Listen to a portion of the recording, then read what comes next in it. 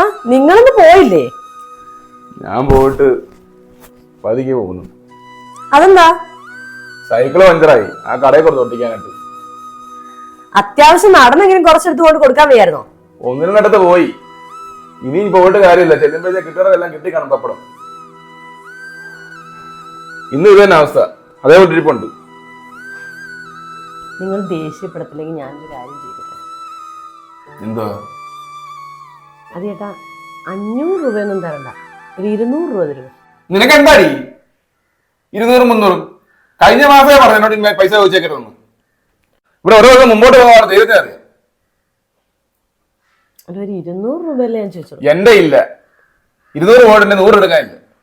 ഇന്ന് കച്ചവടം പോലും നടന്നില്ല. ചേട്ടാ ഒരു അത്യാവശ്യ കാര്യത്തിനേട്ടാ, ഒരു 200 രൂപ ചേട്ടാ.